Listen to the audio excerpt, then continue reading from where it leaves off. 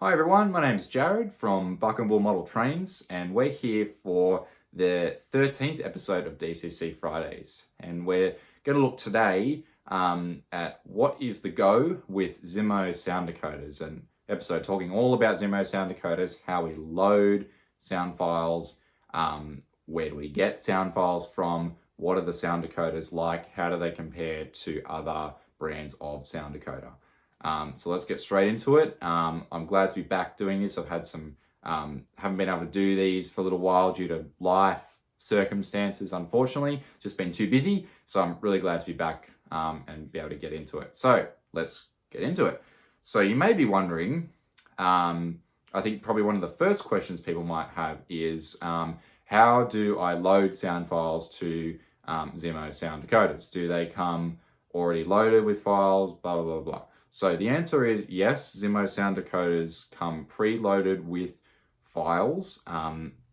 It is a preloaded collection of European steam and diesel sound files that come from the factory.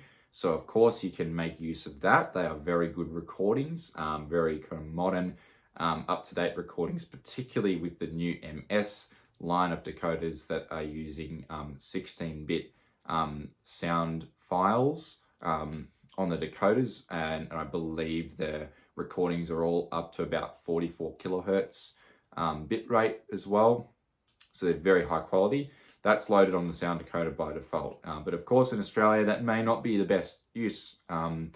We may not want European sounds, which is quite understandable. So a device like this, the Zimo sound, I'll call it for the want of ease of use, it's called something else, but the Zimo sound loader can be used to load Zimo sound files onto the sound decoders. Differently to the ESU lock programmer, of which I have one here, you don't actually need to load sound files. You don't actually need to have this connected to a computer. You need to have it connected to a power supply. You need to have it connected to a piece of track or directly to a decoder tester with your decoder connected to that, so it's connected to the track that way. You can use the supplied Zimo USB stick, and using you're going to need to use a computer. Using a computer, you can drop Zimo ZSP, I'm pretty sure is the correct .ZSP files onto this. You can then plug it in to the USB port, and then once this is all powered up, you can load sound files as easy as that, which I myself find quite good and easy to use. You might now be wondering, does Zimo have software to deal with sound programming, customizing things, all that sort of stuff? Yes, they do. Is it as good as ESU software? Unfortunately not. That's definitely one of the pros of the ESU system, is that their lock programmer software is very, very good, easy to use, user-friendly, all that sort of thing, and ties in really well with their sound loader, the lock programmer device. You can use the Zimo software to directly talk to this via another USB connection on it, which could be helpful for certain things. And you can also use other Zimo supported software to edit things like CVs and things like that in similar ways that you may have done with a lock programmer through that software. The interesting thing about this is that it's actually more of a command station than anything. It actually has the ability to, within itself, test sound decoders and sound-equipped locomotives, and even non-sound-equipped locomotives. You can program them actually through a user interface on this device itself. You can test, there's a little wheel here so you can test the drive. You can actually drive your locomotive, and there's a couple of buttons here that let you test functions as well. So it's actually quite handy in the sense of if you load your decoder, you can test it out and all that sort of great stuff.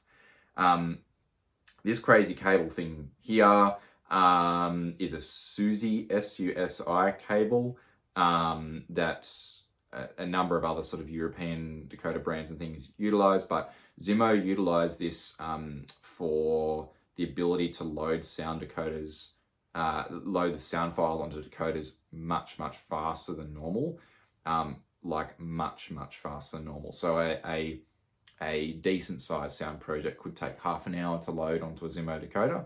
I believe that'd be somewhat similar experience for ESU decoders, other brands of decoders, things like that. But the SUSI connection, if your decoder is equipped with SUSI stuff, so on Zimo decoders, the standard 21 pin sound decoder is, their next 18 sound decoders are. And if you use this in conjunction with a decoder tester, you can connect up the SUSI, select sound load via SUSI on the Zimo sound loading device, and you can load a sound project in about 2 minutes, no joke. Very fast. So yeah, it flies through, and it's exponentially faster than a regular sound load via track. So that's kind of, I think, a pretty comprehensive overview of how the programming and all of that works.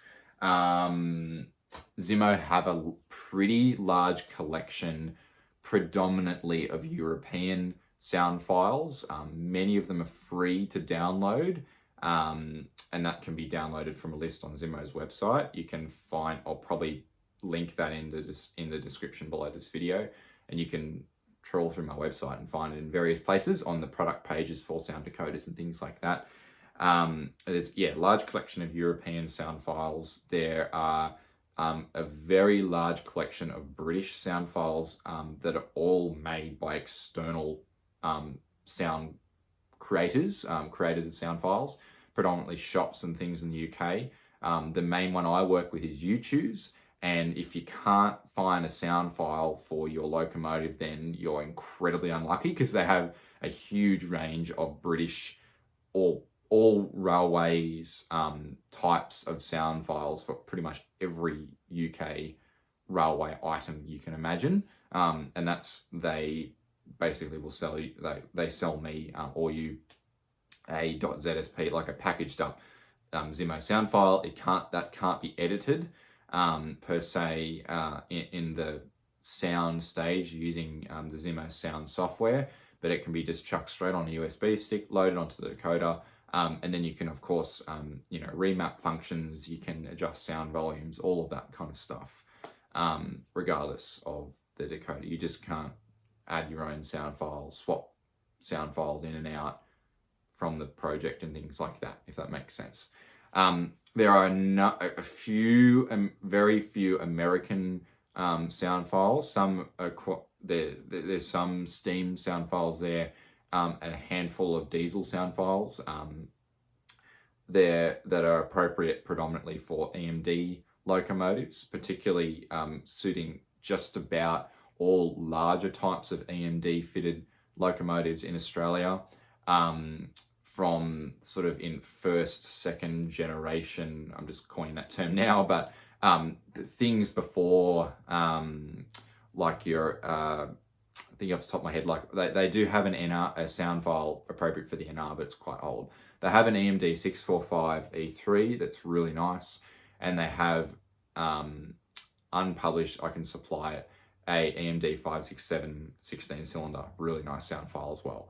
So those are forming the basis of some Australian Zimo sound files for diesels that I am creating. And there are also produced by some local guys, some really high quality Australian steam, New South Wales and some Australian steam sound files created for Zimo sound decoders that are really of value and worth checking out. They're actually really good. So yeah, there's quite a number of kind of Australian options available there. I'm working on recording my own 44 class sound project specifically just for Zimo as well in upcoming months, in hopefully about a month's time, for some end scale stuff. So hopefully that's a pretty comprehensive overview of kind of what's available out there sound wise.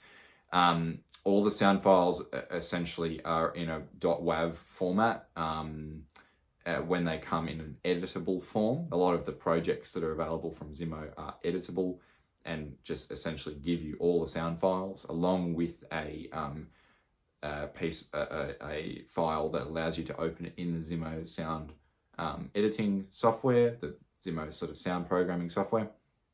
And then some other projects are just delivered as a one-up packaged file that can't really be edited. So there's a range of ways that Zimo sound projects are delivered. Very much in contrast to ESU, Zimo sound projects are a lot more of them are authored and created by external people, as opposed to ESU, who have definitely decided to pursue creating sound projects very much in-house, although there are a lot of external producers of ESU sound files as well. Enough of that. Let's show you some actual sound decoders. So I have here very similar to ESU, kind of lock sound V5 type dimensions and specifications and all of that. Very comparable. This is a 644D, which is a MX 644D, which is a 21 pin sound decoder. It's I believe 30 by 15 millimeters, so it's pretty much the standard size for an HO decoder, so should fit into most things no problem. This is in the MX line, which is their older, now becoming their older 32 megabit sound capacity kind of range. I believe that's more on par with like ESU V4 lock sound type stuff. However, Zimo, I'll pick this up. This is a MS, so this is in the new MS line, an MS 450, same dimensions as that decoder mentioned previously in a hardwire format. This decoder is also made in a 21 pin format as I'm not going to actually try and remember what the code is, but there's an MS 21 pin decoder out. The hardwire ones come with a complementary 680 microfarad capacitor in the box, which might be neat for you to experiment with. Not huge capacitance, but maybe worth a go. So the main things to note with specification wise and that with the new MS sound decoders is their ability to, reading from my notes here, they can play back 16-bit audio. And interestingly, they say that 8-bit audio can be enhanced using the 16-bit decoder, which is interesting. And I have experienced that. I think they are onto something there. The decoders can support up to 44 kilohertz that's like full hi-fi kind of quality, which is, for those keen observers of all the nerdy specifications at home, that is higher than what the Lock Sound 5 decoders can handle. They can handle, I think, about 31 kilohertz or something like around that. Zimo can go up to 44 kilohertz with this line of MS decoders. And as I said before, these MS decoders have 128 megabit sound memory. So that's, you can have up to 360 seconds of audio, 16-bit, 22 kilohertz audio, which is kind of this more regular, kind of typical quality of audio. There are, where are we? Yes, 16 sound channels can be played back simultaneously, so it's quite a few. And they are also currently developing a stereo sound decoder that's going to be able to deal with distributing these sound channels separately across two speakers, which would be something interesting to see how they do that.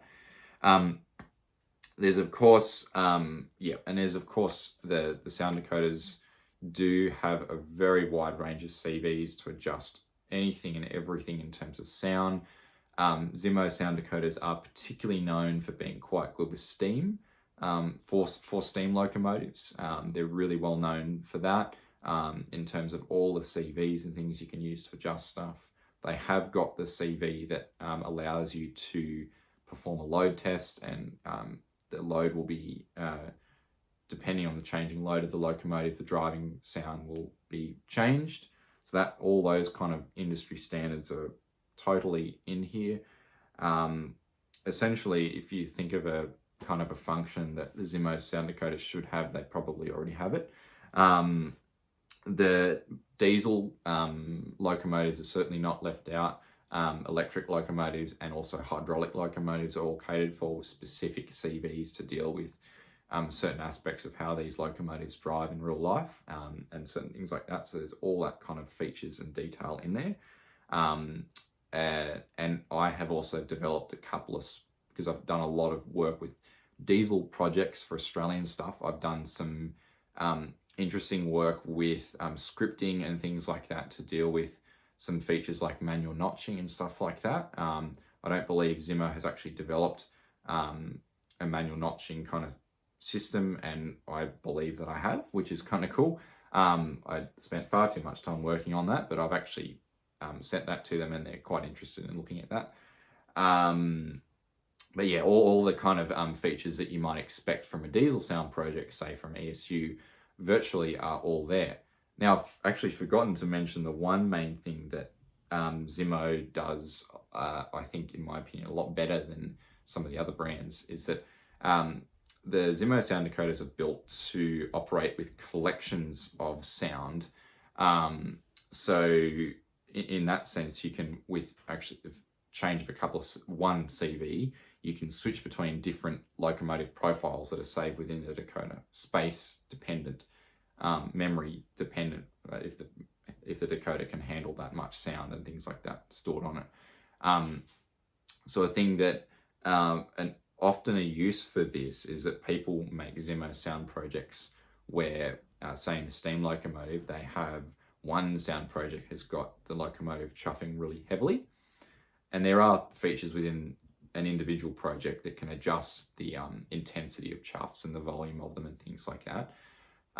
But they'll make another project that will have, or say the first project has lighter chuffing, the second project will have heavier chuffing, and there is a feature by pressing a function button, commonly in my experience F6, you can change between these two sound collections with the press of a button. It's seamless, you don't hear it. The decoder is intelligent, is able to just jump over to it without any kind of abrupt jump in sound or anything like that. And so you can jump between light chuffing and heavy chuffing on demand. For a diesel project, I've manipulated this with my Australian diesel projects to enable one sound project to have the prime mover notching up very slowly as per maybe passenger running, light load, things like that. And then with the press of a button, the prime mover will then move into another notch cycle, which is a lot more aggressive and faster. And so depending on the speed step, the prime mover will notch up a lot faster. So I found that particularly helpful as just a simple and easy heavy load button, and then the locomotive just suddenly will start responding as if it's got a heavy load. So that's a really neat feature that Zimo has been able to implement really well. So yeah, so you can have multiple sound projects stored on the decoder as well. And in the case of some of my Australian diesel projects, I've made multiple locomotives fit in one project, so I can load that project onto many decoders and then just change a few CVs. One CV, sorry, I should say. It is only one. And then that locomotive will then have a Victorian G-class sound file, or it'll have a Victorian X-class sound file, something like that. So I've talked for far too long, but I'll show you, if you're still interested, I'll show you a couple more sound decoders. This is their new smallest sound decoder. It is 19 by 8.6 millimeters. So this makes it, I believe, effectively the smallest sound decoder in the world. They're making another one that's even smaller. That's going to be 14 by 10 mil, which will be heaps smaller than this. And it's going to have all the same features of this. So that'll be interesting. Yeah, I've got in my hands here. So that was a hardwire kind of end scale sound decoder, you could call it. This is a Next 18 sound decoder, which is, I think, about 15 by 9 mil or something like that. And it's a full 128 megabit sound decoder. It's got a 1 watt amplifier on it, so you can only really, and it will only really deal with 8 ohm speakers. But this tiny little guy will this is an incredible tiny little sound decoder that will surely fit in anything that has an X18 plug. So that's the other main thing with Zimo, is they're really pushing the size of decoders. They're really trying to cater for the smaller scales and get really small sound in. And the other thing that I forgot to talk about is with Keep Alive, the Zimo sound decoders either, of course, have the pads on the decoder itself to connect Keep Alive. They also have some of the newer ones in the MS line, in the larger sizes of these sound decoders. They have hardware built into the decoder that is able to deal with the Keep Alive and negates having to use any sort of resistors and diodes and things like that, just to limit the capacitors from drawing too much current and all those sort of things, and all the protective sort of things that can come along with capacitors. So that's all built into the decoder, so you can simply just drop your two Keep Alive wires onto the decoder. Often, where's that decoder run away to? Yeah, this the MS450, the large HO scale decoder, has Keep Alive wires already soldered onto it. That makes it super easy, and it's got provisions on it. It's got all the hardware in it to deal with it, up to a certain amount of capacitance. There's limits. And up to that limit, you can then just hardwire it anyway and put in your protection and all that stuff. So you can do, Keep Alive is really kind of pushed to its limits, and is quite up to date and relevant with the Zimo sound decoder. So I think I've covered everything. I hope that's comprehensive and helpful and gives people a bit of an insight into kind of what's the go with Zimo sound decoders. My honest opinion, I think there are things about Zimo sound decoders that are not quite as good as the ESU Locksound 5 decoders, although I think there are also some things that Zimo does better than the Locksound 5 decoders. It's just totally dependent on what you expect and want out of a sound decoder. Comparing to things like TCS Wow Sound and Soundtrack's the Tsunami Soundtrack stuff, their latest offerings. I believe from looking into the TCS and Soundtrack's options, they've got pretty high quality sound and things like that. But I think the Zimo sound decoders kind of run rings around the American offerings a little bit in terms of motor control and things like that. Zimo's been really a world leader in motor control and stuff like that for a long time. And it's just, a matter of you install the decoder and it just works. You don't have to do any tuning. The motor runs like a dream out of the box kind of thing. If it needs tuning, there's about 100,000 things you can do to tune it up using the Zimo sound decoders or normal non-sound decoders. So in that sense, that's where the Zimo sound decoders, I think, really level up on the American offerings. Although, I have to say I'm quite impressed with the offerings from TCS, particularly. Their stuff is impressing me. So I'm going to wrap that up there. If you have any further questions, please feel free to get in touch. Drop a comment below. It's probably the easiest way, or jump onto my website, which is www.bmodeltrains.com. Thanks for watching, and we'll see you next time. Thanks.